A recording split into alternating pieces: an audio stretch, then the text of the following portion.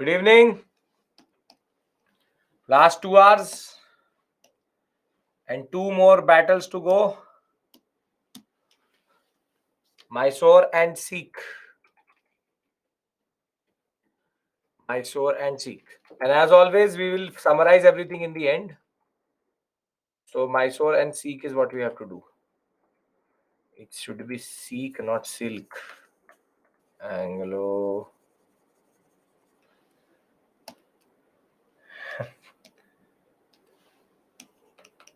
Sikh.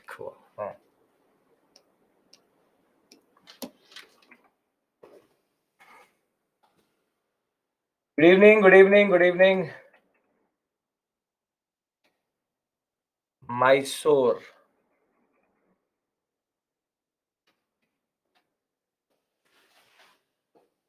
So we've done Carnatic.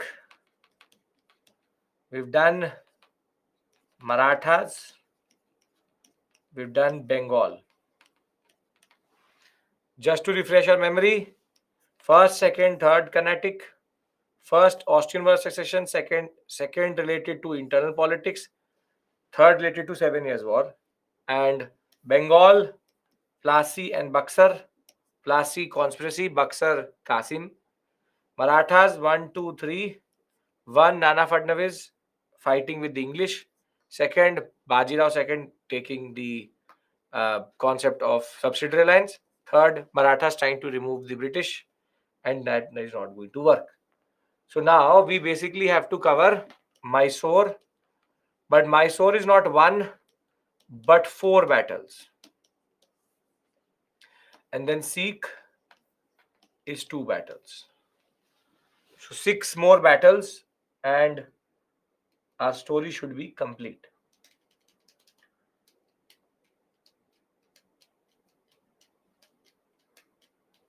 I'll wait 2-3 more minutes for, as one of you pointed out, for the quorum to be there. When everyone is here, we'll start.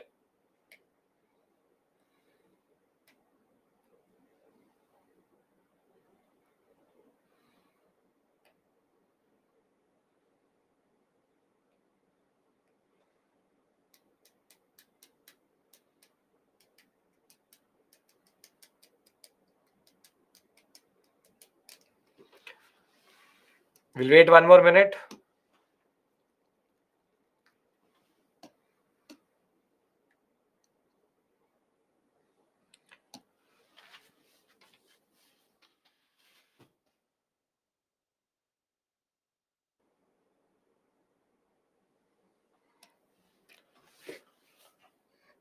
Happy Diwali, happy Diwali. Thank you, Parashuram. Happy Diwali. Have a safe one tomorrow. Sir, I have purchased. Perfect, yes. I'm glad that you like it, that you like the way the book is. Spectrum has a lot of extra information. Gulam, stick to this. It's already too much information. I told you this is the last major part in which there's lot of information.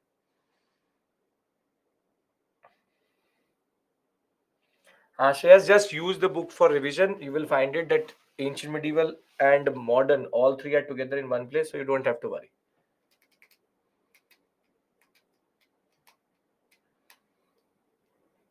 Perfect, Jaswant. Tell me next class. Again, Shreyas, don't go by paper 1. In UGC net, there are 2 papers. Paper 1, paper 2. Paper 1 is common to everyone. Paper 2 is your subject. So it's called paper 2 because of that.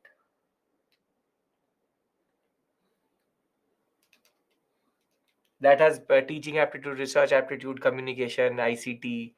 That is paper 1. Don't have to worry. That book in itself is complete for UPSC. Just go through them after class when you've done, for example, with me, and it should not be a problem. Perfect, Gulam, perfect. So one, Gulam, I think Gulam, Shreyas and Jaswant, you've already bought the book. So when you will go into this section, Anglo-Maratha, Anglo-Mysore, there's a typo which the Pearson people have done. It will say 1792 accession of Hyder Ali to Tipu Sultan. It's not 92, it's 82.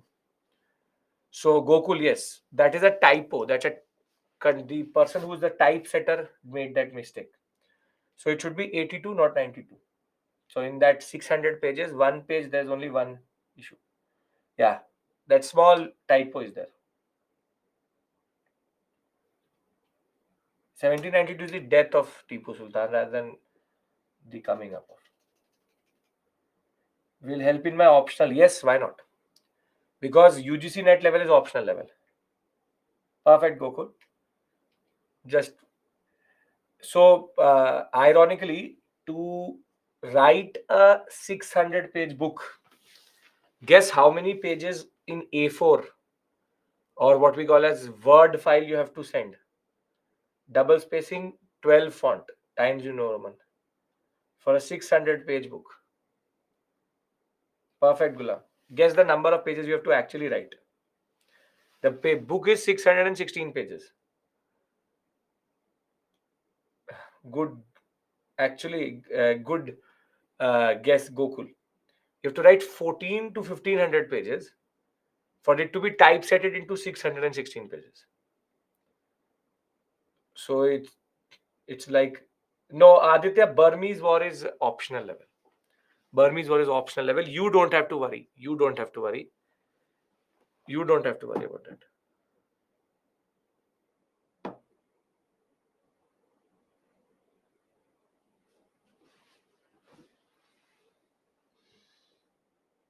Okay.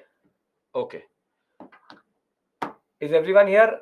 The number, I think they're waiting for Pakistan to lose, but already they've lost.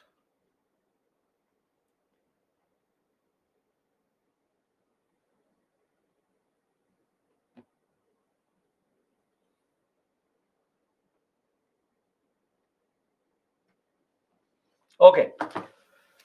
So I've waited enough for everybody to join in. We have to start our 4 battle journey. PPT plus your book is sufficient for yes, Abhishek. For every PPT plus my book for ancient, medieval, modern, it will be done. And see, I literally don't want to force it on you. You go through the book and then you tell me that if it actually is it true or not. My purpose was to solve a major problem in history, which was that too many books to read. Bipin Chandra, Satish Chandra, Poonam Dal Dayab, Spectrum, these, that, multiple books. So what the plan was that you get one book and you remove 6 books. Bipin Chandra, Satish Chandra, the Poonam Dal Dayab, both books, and over and above that, Spectrum. So that was the purpose of writing this book, because I've been now listening to students for now 7 to 8 years, and I myself find it very cumbersome to go through 7 books for one topic. So that's one stop solution. And the problem with the books which are already there, for example, in UPSC space, you would have seen it, that they start to do a thesis. They start to do a thesis. Plasi to Partition is a BA honors level book. For example, you go to any other publisher right now. If you go to, for example, Tata McGraw Hill, also, you go to any book, any publisher, they will have 3 books for one history. Punala has written 2 books for history. Thereafter, the other books also are one for ancient, one for medieval, one for modern. That level is not needed. So headings matches with books that you teach, like same completely, because basically what I teach you is exactly what the syllabus of history is when it comes to UGC net or UG. I'll tell you, the optional syllabus of history optional, which is in UPSC, is an exact photocopy of the BA honors syllabus of Delhi University. Delhi University syllabus exactly they picked up and made it optional. So therefore, there's a lot of convergence in that sense. Okay. Yes, the Bipin Chandra History of Modern India is actually the old NCRT, which he actually did. Previous year questions of my book is not relevant for you. No. Because that is for UGC net. The text is important. The practice questions may be important, but not the previous year questions. You already have previous year question, Kiran publication and all. So the interesting part is that when it comes to history, for example, you have Lakshmi Kant for polity, and your problem is solved, right? You don't have to go anywhere vis-a-vis any other book for that topic itself. So this is an attempt to make it Lakshmikant. That's the basic point. Okay. PPT alone is also, Polu, more than enough. More than enough. But once if you go to the NCRT, I'll be happy. Okay. Now, we are going to Mysore. And in Mysore, we have to meet Hyder Ali. And thereafter, his successor, Tipu Sultan. I hope by this point of time, after going through the whole day with me, you understand the purpose of discussing these names with you previously. Because now I don't need to tell you who is Tipu Sultan, what is Mysore, what is the concept of rebel and successor state.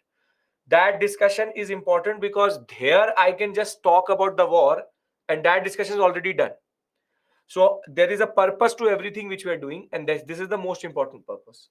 So Hyder Ali and Tipu Sultan are the two very important personalities in this area. Can we start, please? Sundresh, just go on Amazon and Google and just write UGC Net Paper 2 History. Orange color book, first book, it will be there. Okay. Well, Gokul, hope so. Yes, okay, perfect. So we are talking about this zone. This zone.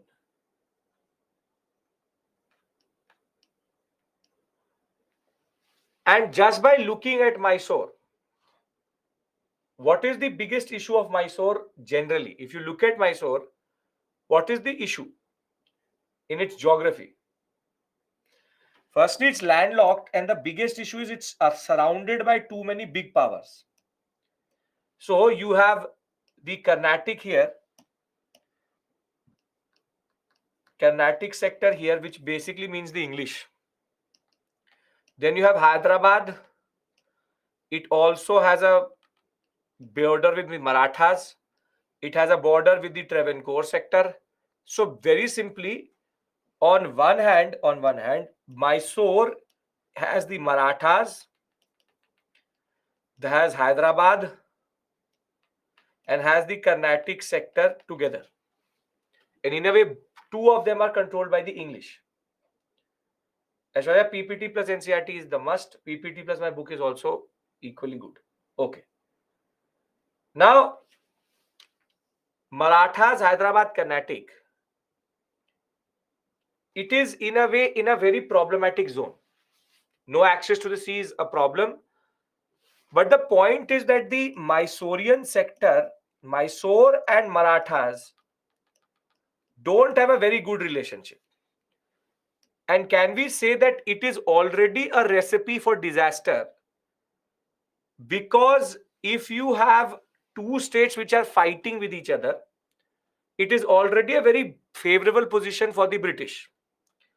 For the British, it is very favorable position because they can now exploit this type of understanding and this type of warfare or this type of situation.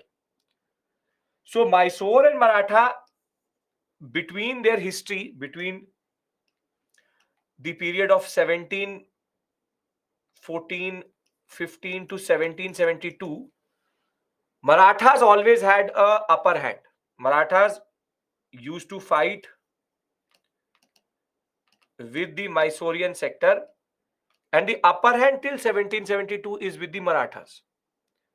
And Hyder Ali kept on fighting with them throughout. And after 1772, when Madhav Rao will die, Madhav Rao the first will die, there will be confusion in the Maratha sector, and then Mysore will be able to capture certain territories of the Marathas.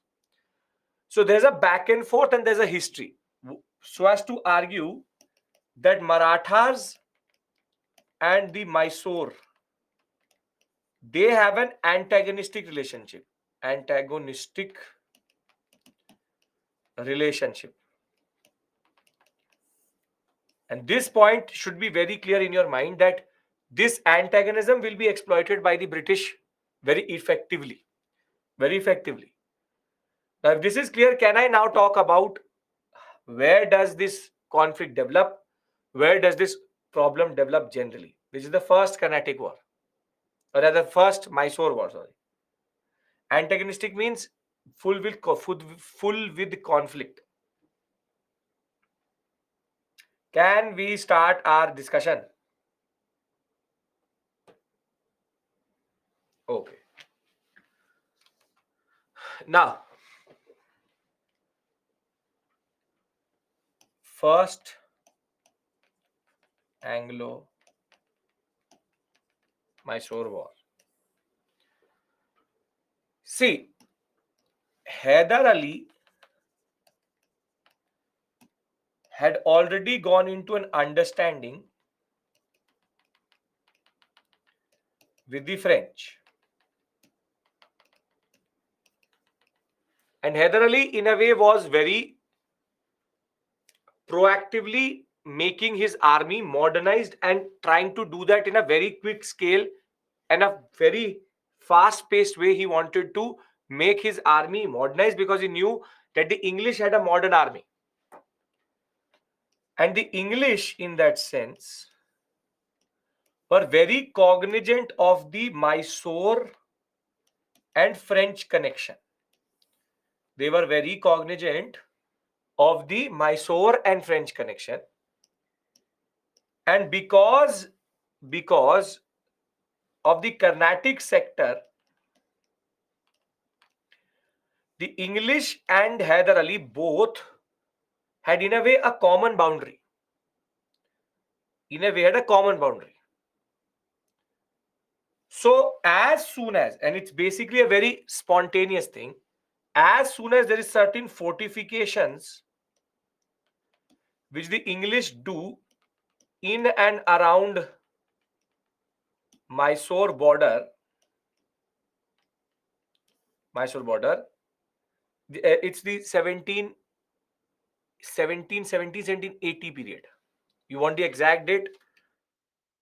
1767, 69. So as I said, last 1770 to 80, this will start to develop. Basically, the English start to do fortifications in and around the Mysore border. And now, over this very minor pretext, because the English were always eager to defeat a French power, Hyder Ali will start to fight. Hyder Ali will declare war on the English. And the irony of this war is that they will fight for 2 years. They will fight for 2 years. But nobody will actually have an upper hand. Certain places Mysore will win, certain places the English will win. And basically both were checking each other out. That Mysore was checking that does their army actually work vis-a-vis the English. And on the other hand, the English were checking how powerful was the Mysorean sector. So it was more or less a truce. It's actually a truce. And after 2 years of fighting, the first Anglo-Mysore War ends with a very standard treaty, Treaty of Madras, under which Hyder Ali and English went into an alliance. And basically the alliance was help each other in the context of battle. So it's a mutual treaty wherein if somebody attacks Mysore, the English will respond. If English are attacked, Mysore will respond. And as Ajay said, very good, the Third Carnatic War, that is why Mysore, it's not the same period because it's 1763, but that Mysorean connection was there because Mysore wanted in a way to have a better relationship with the English, if not antagonistic.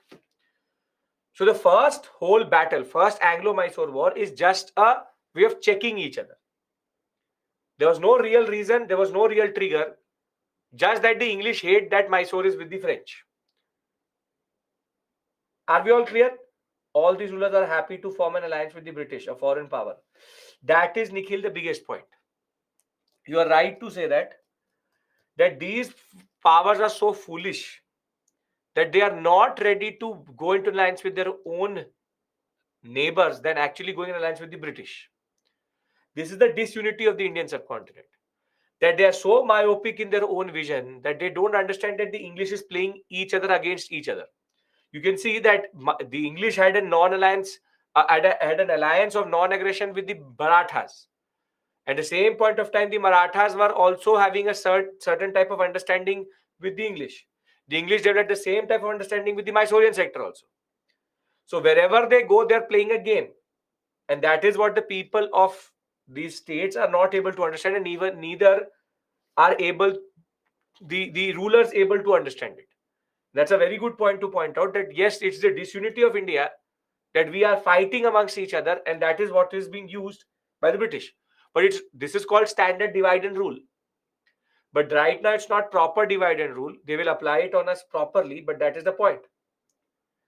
So why can't they have a more futuristic approach, or what is called long-term approach? Because in order to do that, you need to look beyond your own interest. Hyder Ali would never go and have an alliance with Madhav Rao, because there are much bigger issues between them, and it would need a Herculean task to bring all of them in the only way they come together is one centralized power, which used to be the Mughals. Once Mughals are gone, they have just crumbled into smaller units. So the first Anglo-Mysore War, to be very precise, is that the rule of Carnatic sector in the parts of Tamil Nadu, which is Carnatic and Mysore, they share a border, and the company has a puppet state in Carnatic. We already know that. We know the Carnatic wars. And Hyder Ali has a friendship with the French, which the British don't like. And English try to encroach upon certain areas of the Mysorean sector. That becomes the pretext of having a dispute with them. But the war will continue for 1.5 years without any conclusion. And the British will conclude a treaty in 1769. The treaty is the Treaty of Madras, wherein will both provide exchange of prisoners who had been taken, mutual retention of conquest, whatever we have taken, we'll give it back. But we have gone into an understanding that Madras and Mysore agreed for mutual help for third party aggression. So very simply, the British have chosen to befriend Hyder Ali, and Hyder Ali has an expectation from the British that there will be certain help which will come.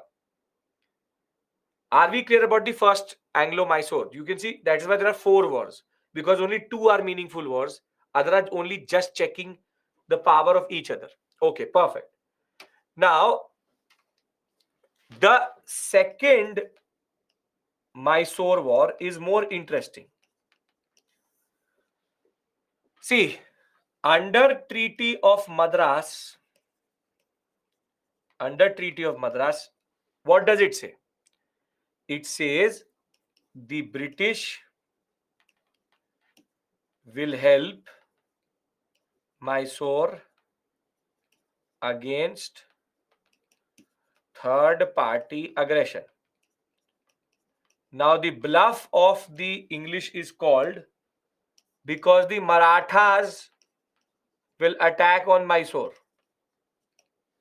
Now you get it, why am I saying the bluff? Because ironically, the English have an understanding with both. English has an understanding with both. And what will happen is that Hyder Ali, there was an expectation that English will respond. But they didn't. So when it came to this war, the English looked in the other way, thinking that they don't know either Marathas or Mysore. That we don't know who both of you are. Figure it out amongst yourselves. And this will basically make Hyder Ali very angry. This will make Hyder Ali extremely angry, and he could see that how the English are a slimy power. They're a very dangerous power when it comes to alliances, like the US today. Wherein US is exactly the same today. Will act very friendly initially, very good, we are good, very good. But when it will come to conflicts, they will start to say who, India, what, Pakistan, we don't know, this, that. So this is what the English have done. That when it came to helping Mysore against the Marathas, they did not respond. So now Hyder Ali says that I abandoned this relationship with the English, and he goes into a proper French alliance. And he accelerates arms procurement. And now Hyder is becoming very close to the French.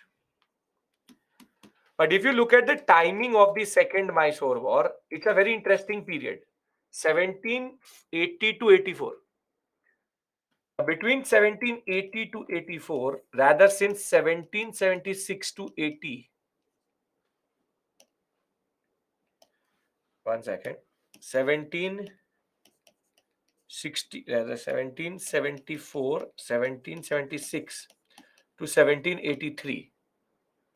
Can anybody tell me why these dates are important? What are they related to? The context is Hyder Ali is angry, very close to French. These are the years. These are the years of the American Revolution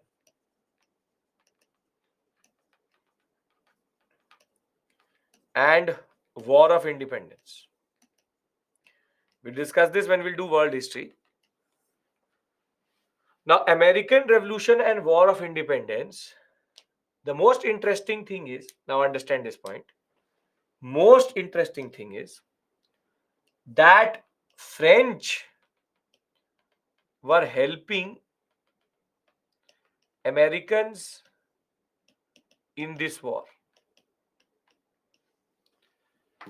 And basically, between this period of 80 to 84, the English are getting frustrated. The English are getting frustrated that France is also helping America, and it is also helping Tipu Sultan, or rather Hyder Ali.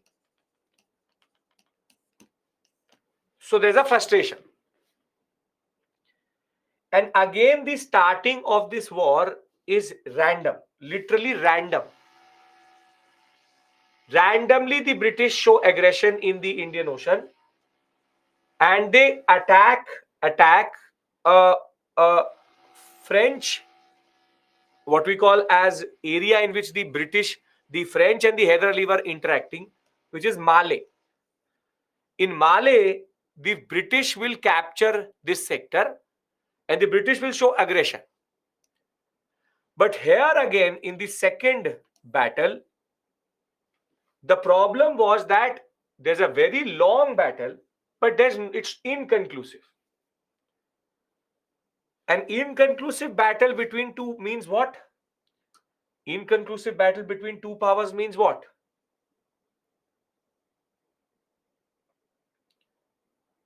Means that they are equally matched. When they're equally matched, then only you have inconclusive battles. So there's no upper hand or no winners because both are powerful.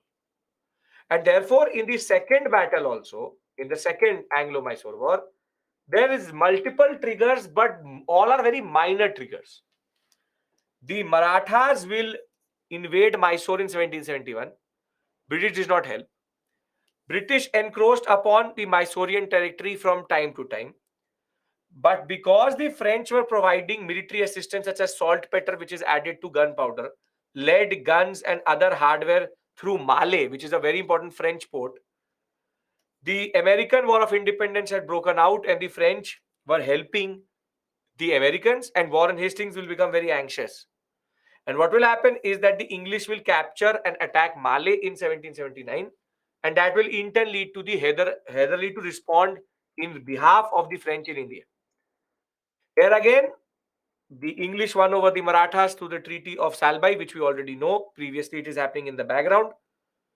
And they will be able to defeat Hyder Ali at Porto Novo, but Hyder Ali will also have a good comeback in that sense. The English will then bribe the Nizam to get Guntur, to get northern Sirkars. The Carnatic sector is already under them. But the French will again do a major mistake. A very important person called Suffren, who was actually negotiating with Hyder Ali, was recalled back. And Mysore will have two setbacks, one after the other. One, Hyder Ali will die, and the other one, which is recall of Suffren, one after the other. And whence Hyder Ali will take out, or will rather die, it will be Tipu Sultan who will take over. And again, both sides will go into a truce saying that we cannot actually do anything. And each party will give each other's territory back. And basically, last time the British actually had a proper treaty with a ruler which was equal footing in this area. But you can see that these two wars are basically not wars. These two wars are basically not wars. Truce means that nobody is winning. The first war was also a certain type of understanding which was there between they are fighting over fortifications, but they're not going anywhere. The second war also starts over the French doing something. Hyder Ali gets involved. They fight. Hyder Ali dies. Tipu Sultan steps up. But basically, nobody is winning the war. The British did not kill Hyder Ali. He died naturally. So it was Tipu Sultan who succeeded his father naturally. So, Kamba, the French are operating through not the ports in India, but in Mauritius and other places. And the Maldives. That is the point. After the Battle of Vandivash, they are useless territorially. But as a naval power, they are still helping, because you never give up as a power, still helping the French. So the British capture Malé because Malé was the place from where Hyder Ali was taking a lot of these resources from. So first two wars are basically shams. They're basically inconclusive. You have one which is the Treaty of Madras, and the other one is called the Treaty of Mangalore. Treaty of Madras, which is coming out of the first war. Second war is Treaty of Mangalore. Can we go to the real battle, which is, or the proper battle which will happen, which is the third Mysore war? Yes? Okay, perfect. Now, the third Mysore war is more interesting. See, there is a power called Travancore. I'll show you it on the map itself. 1 second. Yes, there is Travancore here. And then these two yellow parts you see is Travancore. Now, Travancore is basically Kerala in a way. Travancore, what it will do is that it will buy two Dutch settlements. Travancore will buy two Dutch settlements. One of the most important being Jalkotal. Jalkotal was a sector in this area which basically was under the Dutch, and the Travancorean king buys it from the Dutch. So the pretext is actually here proper that Travancore had purchased Jalkotal and Cannanore from the Dutch. Portuguese are already out of Cannanore. So Travancore has bought two areas from the Dutch. However, Tipu Sultan argues that Cochin is a feudatory of the Mysorean sector, basically a subset of the Mysorean sector. And Travancore cannot buy Cannanore or either Jalkotal from the Dutch because firstly the Dutch don't own it in Kochi, and Kochi is actually a subsidiary of Mysore according to Tipu Sultan. So Tipu Sultan says that this act by Travancore is wrong. I am again trying to explain it to you. See, there are multiple powers involved here. You have Kochi, which is already an independent state in a way, but is linked to Mysore because Mysore considered Kochi as an extension, feudatory, which means a subordinate power under Mysore. The Dutch control Jalkotal and Cannanore, which are basically in a way under the control of the Kochi sector. And Travancore buys Cannanore and Jalkotal from the Dutch. So what Mysore argues is that because this deal is happening in Kochi, should Mysore have a say in this? Should Mysore have a say in this? Come on.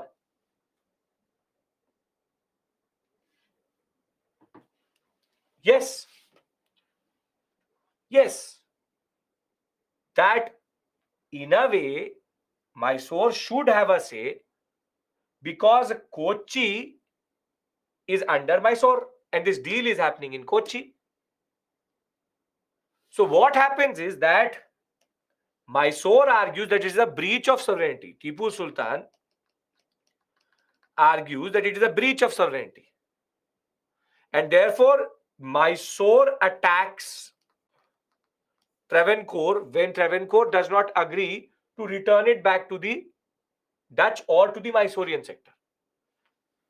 So you see, Jalkotal is taken and Travancore takes Jalkotal and Cannanore. He argues it's a breach of sovereignty. And in 1790, Tipu Sultan declares war against Travancore. Now, this is the opportunity which basically English were waiting for. The English will very simply say, how can you harass a small power like this? We, the mighty English, are the helpers of everybody. We are the people who basically protect these small powers. We will not let injustice happen in this sector. We will not let this happen. And basically, on the pretext of protecting Travancore, English will come to the help of Travancore, bring their buddies Marathas and the Hyderabad powers together, and basically English, Maratha, Hyderabad and Travancore will go into an alliance against Mysore. Against Mysore. Which is basically the way this is going to play out. And now Tipu Sultan is overwhelmed. Because in a way, Tipu Sultan is now fighting in all directions. Carnatic is already British. Travancore is here. Hyderabad is here. And Marathas are here. So you see, in all four directions, he's fighting. And in the third battle of Mysore, or the third Anglo-Mysore war, Tipu Sultan will have multiple defeats. He will also lose some of his sons. He will survive, but basically he was humiliated in certain sectors. And on the pretext of protecting Travancore, the Mysorean sector will receive heavy losses, multiple heavy losses.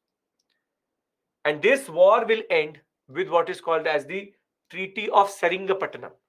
The what we call as acronym for the treaty is Madman Seri.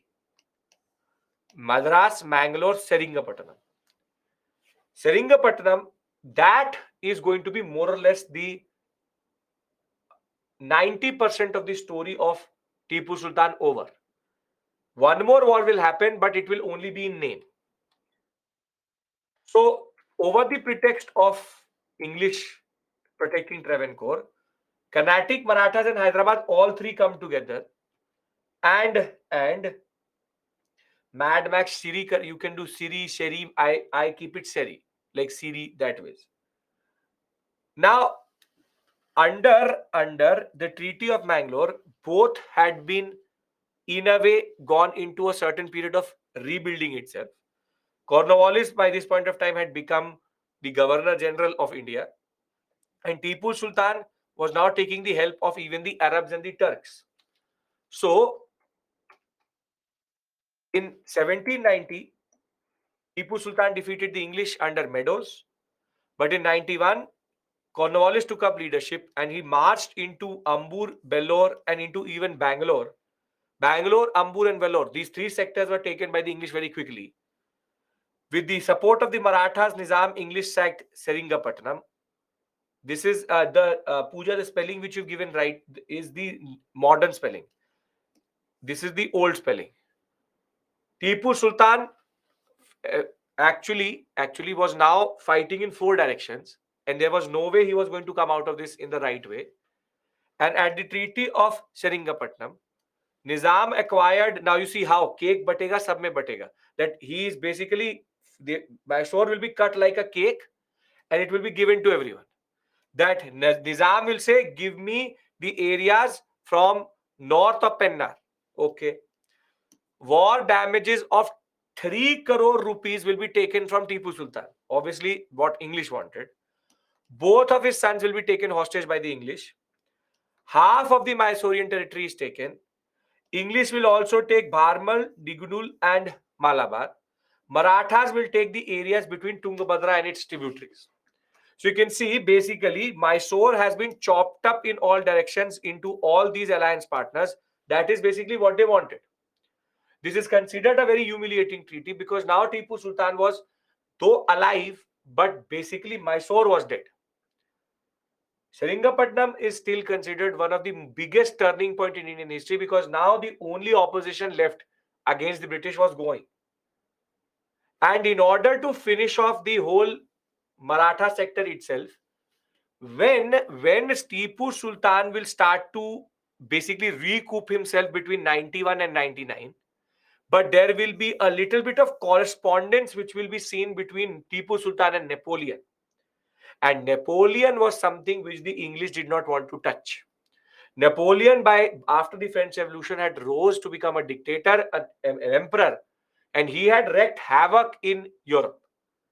And because there was a chance that Napoleon could basically challenge or send certain forces into India, and the British did not want to fight a war in India again, they will preemptively attack Tipu Sultan, attack Mysore, and basically capture and annex it fully. So the war will begin in 1799, and for Seringamapatnam will fall by May. Tipu Sultan will be defeated one after the other. English will take again the help of the Marathas and the Nizams. Tipu Sultan will be killed. French will never now have a ally in this sector itself. Thereafter, Arthur Wellesley will have a major decisive victory. Nizam will take the two sectors it wanted. English will take everything else, and Mysore will be now occupied by the English properly. This is where you can see that the English were very aggressive. In the first and the second story, they were not aggressive. Here they're more aggressive. So when we talk about Mysore, there are 4 wars. Can I summarize these wars for you? Very simply. I'll summarize all the wars. I'll give you all the key words. Don't worry. Very soon. But I'm just trying to finish the wars in that regard. I'll give you a break here so that you can breathe also. Don't worry. Because Abhishek, the Dutch had the right to sell it. The Kochi did not have the right to take it and give it to Travancore. Okay. Mysore, first battle is basically checking power with each other. There's no pretext. It's all but just checking each other. So fortifications, they check each other. Treaty of Madras comes out. Second one is more significant because in the second one, what is happening is that there's a little bit of a relationship which is developing in the first one under Madras, and the second one now, when the Marathas attack, Hyder Ali feels that the British cannot be trusted, and therefore the Treaty of Mangalore is not signed by Hyder Ali but by Tipu Sultan. But again, both are equally matched, so there's no real winner and loser. But the third battle is the most significant, wherein Travancore is attacked by Mysore over the pretext of taking something which was in the Kochi sector, which without taking the permission of Mysore. And over the pretext of this, Travancore will be held by the Marathas, by Hyderabad, by Carnatic. The English will basically stand behind and they will defeat Mysore. And during the what we call as the Treaty of Seringapatanam, what will happen is that both his sons will be taken. Most of the territory will be divided into Carnatic. The Marathas and the Hyderabad sector is going to get something.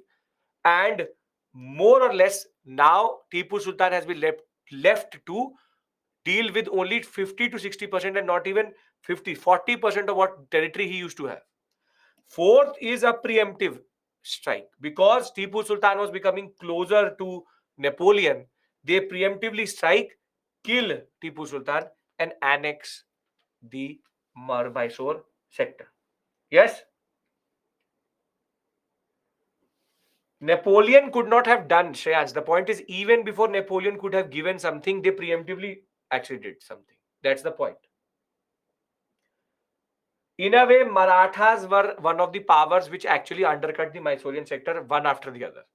You can see Mysore was very simply always surrounded by enemies. So the fourth war is nothing but when Napoleon and Tipu Sultan correspondence is found by the French, by the English. They don't want Napoleon to get involved too much. So it's basically cutting the head of the tree before it becomes too big. That's the basic point. Napoleon did not kill Tipu Sultan.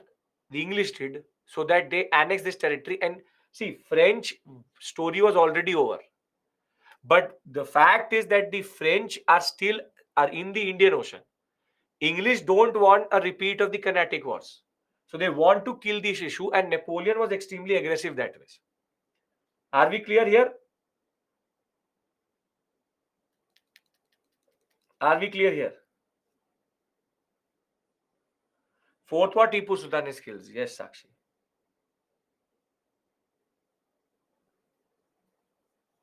Okay. So now we take a break. When we come back, Sikh wars, only two of them. And then whatever time will be left, I will summarize whatever we've done today. And then I'll leave you for Diwali, which is tomorrow. So two Sikh wars. The time is 6:55. We'll come back at 7:05. Last 55 minutes of burst of Sikh. Done? Why Maratha helping British in Third Anglo-Mysore War despite First Anglo-Maratha War experience? Because they've gone into this understanding that they will help each other. So Mysore is a common enemy, and that is where both are bonding with each other. Ganesh through Kochi. He's called the Tiger of Mysore because he had a lot of symbolism about that. Okay. So I'll see you at 7:05.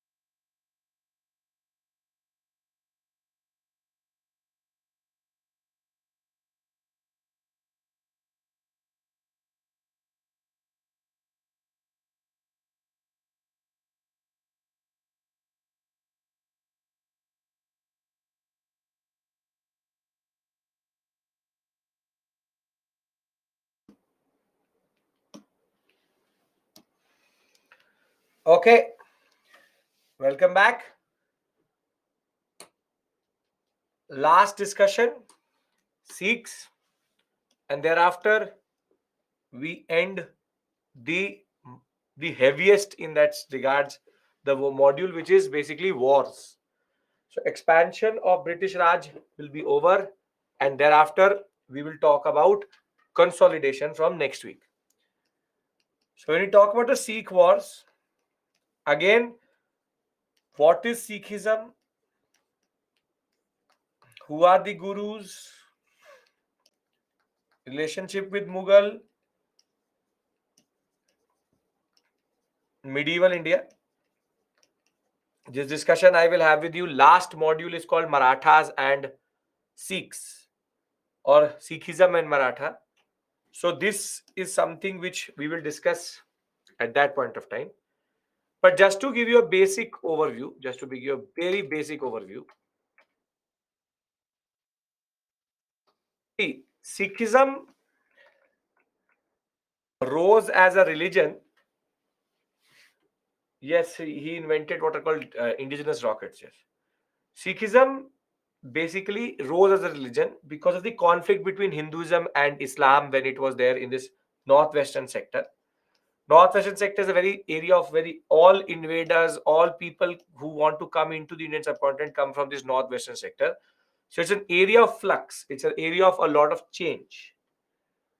So therefore, the Sikhs or Sikhism was a way of reconciling both, which is that not Hinduistic, not Islamic. So therefore, the Punjab sector, modern day Punjab sector, Punjab and parts of little bit of Pakistan, they all are under this new tradition of Sikhism, which is developed by Guru Nanak. And over the period of its existence, the Sikhs started to develop.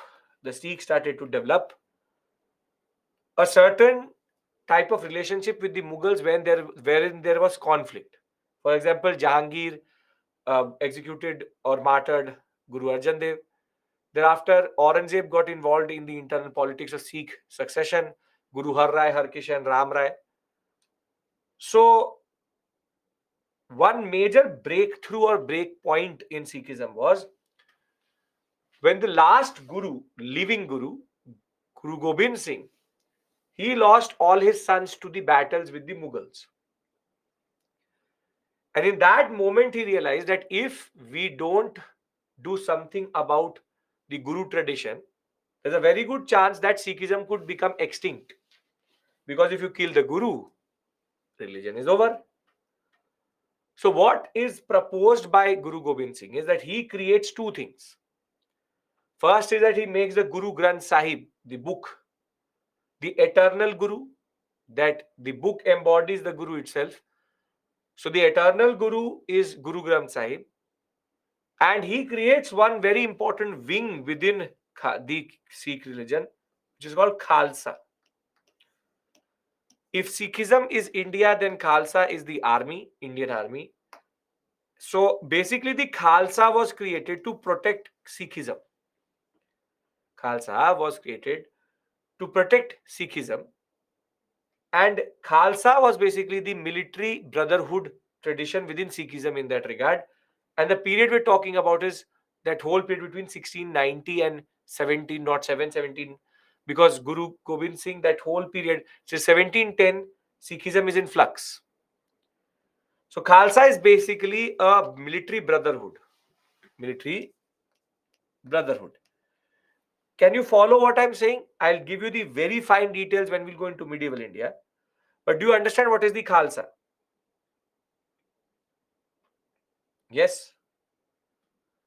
Now, Khalsa, over a period of military brotherhood, means people are related to this brother, a certain community, through their military service to Sikhism. So, very simply, Khalsa was created by Guru Gobind Singh to protect Sikhism against the Mughals and external threats. And it's a military brotherhood. It's a brotherhood of men and women who have come together to protect Sikhism. So, Sikhism is religion, Khalsa is a community within Sikhism itself. Now, Khalsa, over a period of time, developed into what are called missals. Developed into what are called missals. Basically, the whole of the Punjab or the Sikh sector got divided amongst these groups, which are called missals. Basically, these missals, I'll show you. There were 12 important missals. Basically, these are Khalsa groups which have become more and more institutionalized. So, for example, the Auluwalias, the Baghis, the Delavalias, the fact is that they call themselves something, but the whole Sikh sector is basically amongst these military brotherhoods, these missals, which are fighting amongst themselves to get as much power as possible. So these missals, which are military brotherhood with democratic setup, basically they elect their own leader, but they are controlling a certain area in that regard. This was not something good for Sikhism, because internal conflict after the Dal Khalsa or the Khalsa becoming missile meant that Sikhism was from within very, very weak, because these 12 groups are fighting amongst themselves to control the whole Punjab sector itself. Think of it like how we have the rebel states and how you have the successor states. The main Sikh Khalsa starts to split up into groups, and this group starts to fight amongst themselves who will control the Punjab sector. And therein, Sikhism needed a person to consolidate the Sikh religion. Again, try to understand this point. Sikhs develop Khalsa. Kamba is given a very interesting. You understand that Bhosle, Sindhya, Gaikawad, and Holkar thing, which is military chiefs being there, which is the families which are there. Think of these missiles like this only. Think of these missiles like this only. The whole of Punjab sector is divided amongst missiles. Now, does it make sense, Niranjan? That how they are basically different families, if you want to call it, military brotherhoods, which control power in that area. Perfect. Understood. So now somebody needed to consolidate the missiles because Sikhism is very, very, it's a confederacy. Perfect. There is a need for consolidation. And that consolidation will come under a person called Ranjit Singh. Ranjit Singh will rise amongst these missiles, and he will realize that if Sikhism has to flourish and survive, one man needs to, in a way, consolidate power. And with this very heavy-handed approach of what is called the policy of blood and iron, wherein it, if was needed, he will put in that effort to defeat these missiles and bring them together.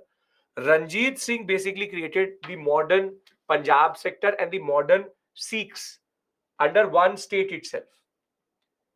Now, why Ranjit Singh is important? Because under Ranjit Singh, he had the second most biggest army in the Indian subcontinent, a very modern army. And in this whole area, he had a very strong presence. And the most important thing which Ranjit Singh did was a treaty, which is called the Treaty of Perpetual Friendship, or it's called the Treaty of Amritsar. Under the Treaty of Amritsar, he knew that he would come into contact with the English. So rather than fighting, he decided that we'll keep the Satluj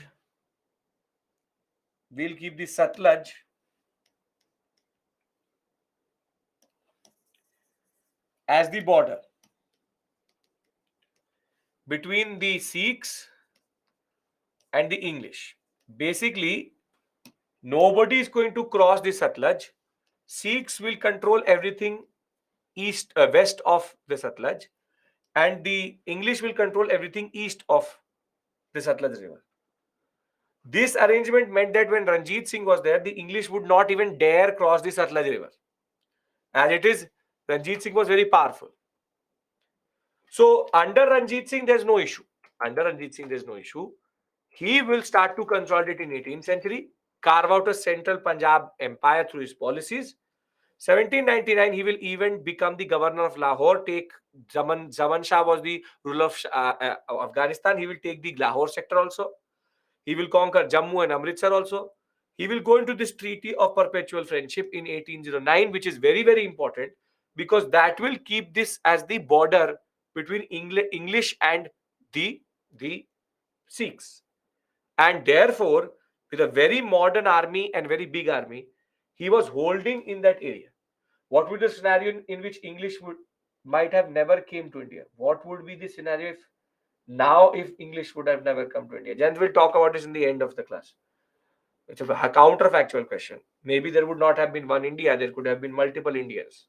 Because English invariably united the Indian subcontinent into one British India that became India today. So it's a counterfactual question. It could be something good also, something bad also. We would have gone into Maratha control. Whole of the Indian subcontinent have been under Marathas. Either way. Okay. Now we understand Ranjit Singh's consolidation. But it is after Ranjit Singh that things start to go south for the Sikhs very quickly. Very, very quickly. It will go south very quickly. So first thing what will happen is, everybody's following me till this point. What is Ranjit Singh's understanding? How is he important? Okay. Now Ranjit Singh will die. And there is a lot of infighting. There's a lot of infighting. His military generals have a lot of ambition. So when the first son of Ranjit Singh comes to power, his name is Khadak Singh. He is killed. Thereafter, his second son comes to power, Noni Hal Singh. He is also killed by infighting. Thereafter, his next son, Sher Singh, comes. He is also killed. So the last son, the youngest son of Ranjit Singh, was Dilip Singh. Dilip Singh. But he is a minor. So he had one regent. Regent means a person who rules in his name. Name Rani Jindan. And he had one wazir. Wazir means prime minister. And his name is Hira Singh. His name is Hira Singh. These successors are killed one after the other because of the military generals. They don't want somehow Khadak Singh, Nonial Singh, Sher Singh to come to power. And it is in this confusion that they will pick up the Kohinoor also from Dilip Singh. The point is, Hira Singh is the prime minister, but everybody wants to be the prime minister. And Rani Jindan is ruling in the name of Dilip Singh. Now, there are two people. One named Lal Singh, and the other one is called Tej Singh, or rather Teja Singh. These two people are very ambitious. Everybody is power hungry, and that is what they want. These two become very, very ambitious, and they want Hira Singh's position. And the English were standing in the side and looking at all this drama. And they saw an opportunity here. The British approached Teja Singh and Lal Singh, and specifically Lal Singh, and said that you help us in breaking the Treaty of Perpetual Friendship. These are all military generals, have small armies amongst them. Lal Singh had a much bigger army than Teja Singh. British say to Lal Singh that you help us break this treaty of friendship, this Satluj as this river, as the border. You help us break it, and we will make you the Wazir under our rule. Now, Lal Singh obviously is not very smart. He said okay. And what he will do is that he will instigate Dilip Singh to wage war against the British because the British were conspirating against something. Yes, both of them are military generals. And what Lal Singh will do is he will cross over the Satluj and show that the Sikhs were the first aggressors. And by breaking the Treaty of Perpetual Friendship of the Treaty of Amritsar, the first Sikh war is going to happen. In this, the war was already actually fixed because Teja Singh and Lal Singh did not take part into it only. Hira Singh will be killed. And they will sign a very humiliating treaty, which is called the Treaty of Lahore. But under the Treaty of Lahore, there was a certain amount of payment which the British were going to get from the Sikhs. Wazir was made as Lal Singh. Rani Jindal was still there. Treaty of Lahore, they said that you have to pay us 1 to 2.5 crores as war indemnity. And basically, the Sikhs did not have money only. So what the British will do is that they will sell off Jammu and Kashmir. They will sell Jammu and Kashmir to a local ruler in this area. And as soon as they will do it, the Sikhs will again rise to fight against the British. The British will again defeat all of them. And Rani Jindal will be removed because it was seen that she was the one who instigated. And the Treaty of Bhairoval will be done. Treaty of Bhairoval will be there. Under Treaty of Bhairoval, now the Sikhs were going to be under the proper control of the British, with a proper council of Britishers going to be ruling this whole area itself. So again, it was all treachery which led to the first Sikh war and the Sikhs losing most of its territory in that area. Now, Lal Singh had done something. He started to feel guilty. And very simply, the second Sikh war is nothing but when the Sikhs realize that we need to fight the British again. A governor of Multan, Mulraj was his name, he will basically fight against being removed. All the Sikhs will rise, British will defeat them, and they will annex the whole Sikh sector systematically, and the Sikh area will go directly under the control of the British. So the Sikh wars are not complex, they're straightforward. Treachery is going to lead to first Sikh war, and like the third Maratha war, second Sikh war is nothing but the Sikhs trying to remove the British once and for all, which will not happen itself. So let's read the story out and then we can consolidate everything. Ranjit Singh will die in June of 1839. This is the last area which they will conquer generally, followed by political instability and rapid changes in the government. Kingdom saw a whole period of disintegration. Khadak Singh, the eldest son, will be killed. Nonihal will be also killed. When Sher Singh will come, he will also get killed. And the only one who was left was the youngest son of Ranjit Singh, which is Dilip Singh, with Rani Jindal as the regent and Hira Singh as the Wazir. And everybody's selfish interest was now destabilizing this area.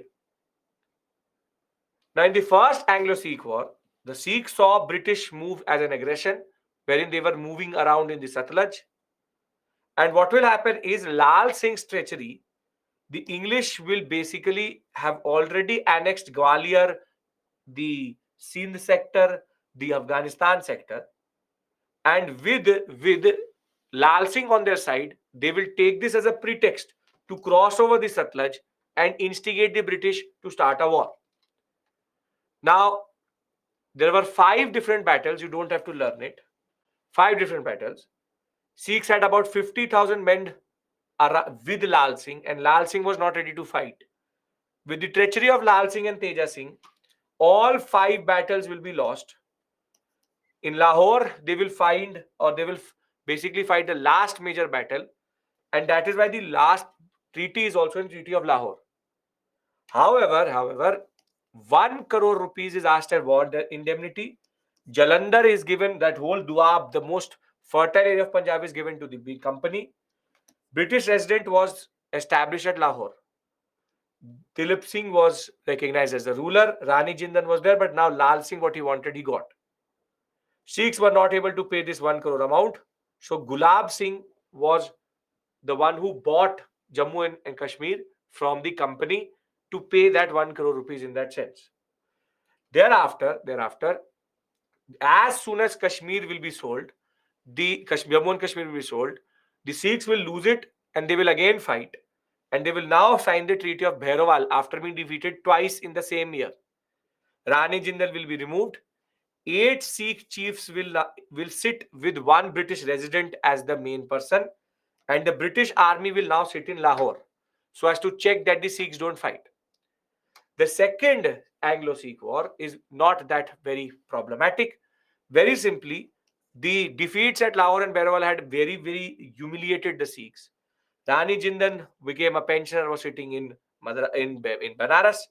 Dalhousie had now become we'll talk about Governor Generals, had now become the Governor General, and he wanted a solution for the Sikhs once and for all. And therefore, Mulraj is going to rise against the British when he will be removed as the governor. Mulraj will refuse. He will murder 2 Englishmen, and there will be a revolt all across.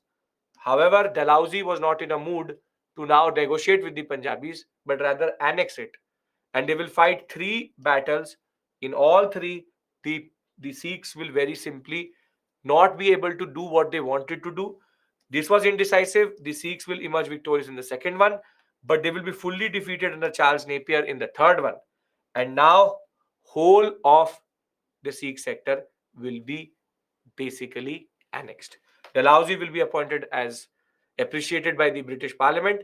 Whole sector will go under the British, and now the threat of invasion had been removed.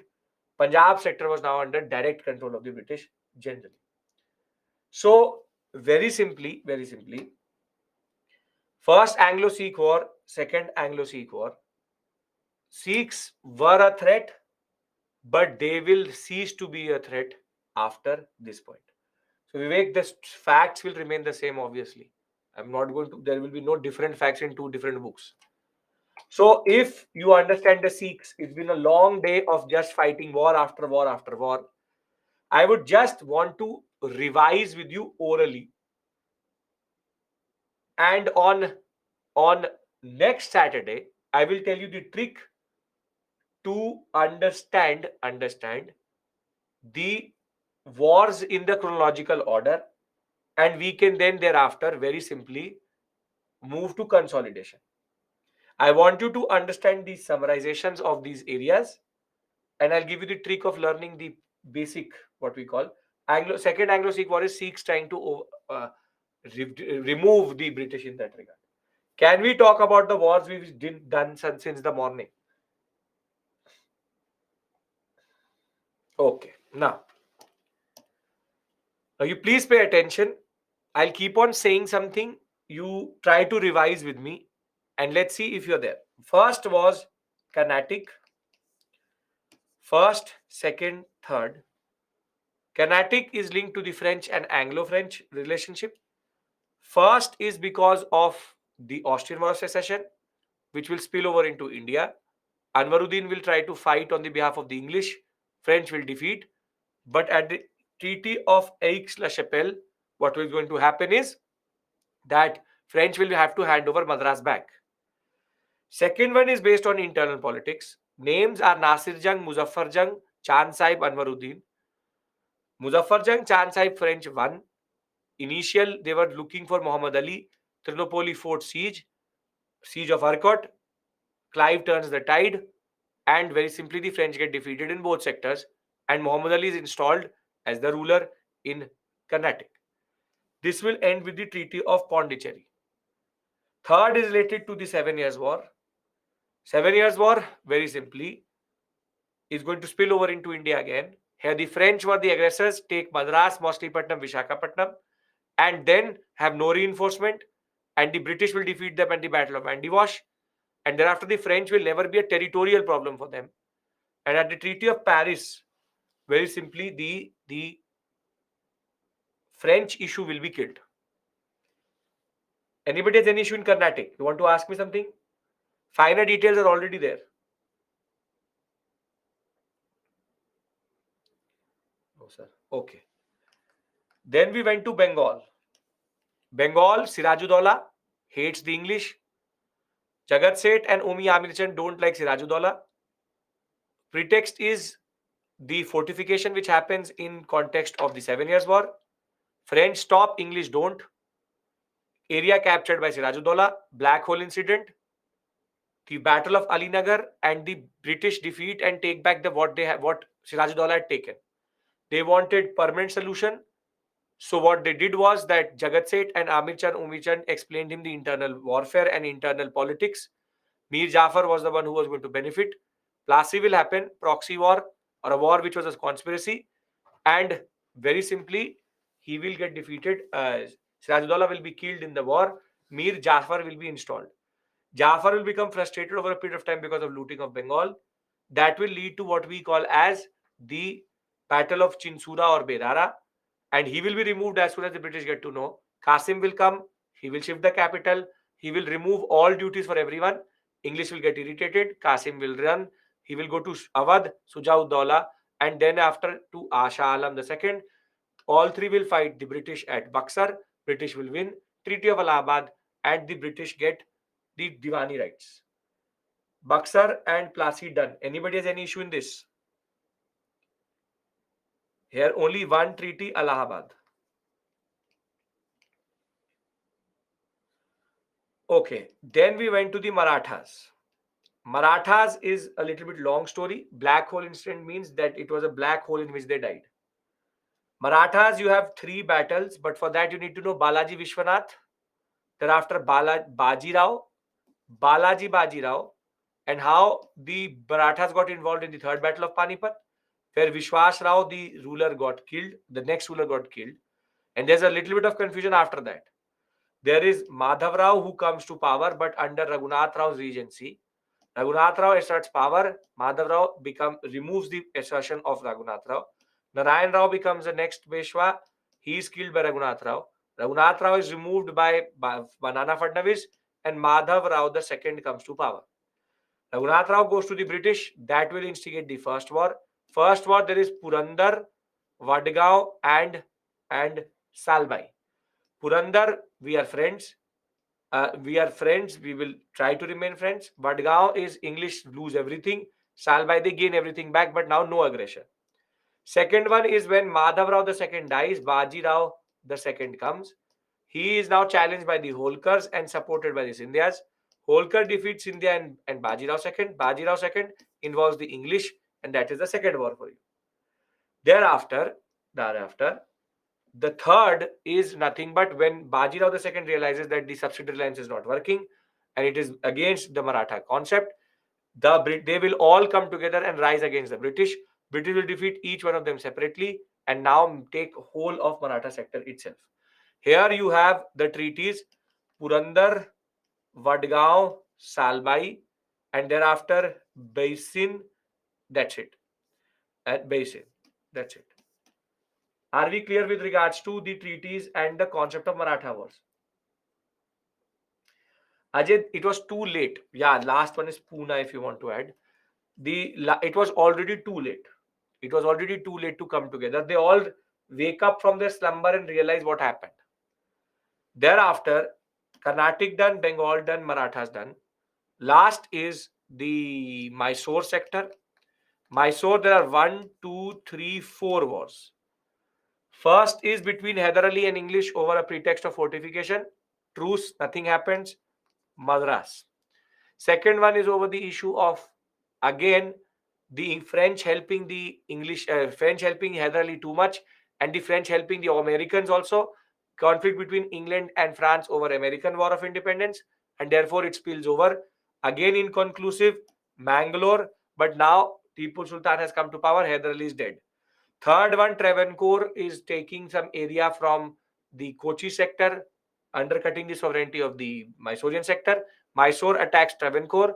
Everyone, all neighbors come together and fight with Mysore. Tipu Sultan, most humiliating treaty, Mad Match Sherry, Seringapatanam. Thereafter, when Napoleon and Tipu Sultan start to interact, the British want to stop that interaction there and then only, and they go for the fourth war and kill the issue itself. And that is basically the fourth war, and there is no treaty because the whole area was annexed itself. Thereafter, you have Sikhs. Sikhs 1 and 2. One is not Lahore and Bhairawal, and two is there's no treaty. So you have to remember Lahore and Bhairawal, and you can remember Amritsar. Treaty of Amritsar, Ranjit Singh breaks the missiles, consolidates. Too many sons from Khadak Singh to Nonial Singh to Sher Singh killed. Dilip Singh, Lal Singh, and Teja Singh treachery. The first war is nothing but they basically make the Sikhs cross the Satluj River. Sikhs are defeated. 1 crore has been to need to be given. They are not able to pay it. Jammu is sold. Jammu and Kashmir is sold to Gulab Singh. That in turn leads to them again rebelling under Bhairawal. Now Rani Jindal removed. 8 chiefs under one British regent. And when all of them come under Mulraj and try to rebel against the British defeat all of them systematically and take the Sikh sector. And that is the story of all wars which we have done today. Okay, tell me. War is over now. What we have to do thereafter? I hope this helps, because if I start to write it, it will take me 45 minutes. So I've given you the story again. You don't have to remember the stories. You just have to remember the implications. So now the agenda from next week is very, very interesting. We'll do consolidation of British power in India, wherein we'll talk about the concept of subsidiary alliance. We'll talk about doctrine of lapse. We'll also talk about the concept of the ICS, police, judiciary. I'll give you my own article on the police. Thereafter, we will go into acts. 1773, 1784, thereafter 1793, 1813, 1833, 1853. Kashmir was sold because of the fact that the Punjab sector did not have money to pay that 1 crore. So next week, most probably, we will be also doing land revenue settlements, commercialization, and deindustrialization and drain of wealth. So by next week, we should reach. We've done 4 modules now in Sunday, Saturday, and next week we'll again do 4 more. So we'll reach 8. So today is, I know, hard because of the fact that it is factual. So just these are the heavy sections. This is interesting. This is interesting. This is interesting. The heavier section. These are heavy sections is not the problem. These are factual sections. Factual sections are over. Factual section is over for now. Now it will again come with regards to social justice reform movement and tribal peasant. Thereafter, no factual sections. Total 5 modules are problematic. You've already done 3 out of them, right? So thank you. I leave you today early, 20 minutes. Happy Diwali. You can go and enjoy Diwali with your family. Take care, and please remember, have a safe one.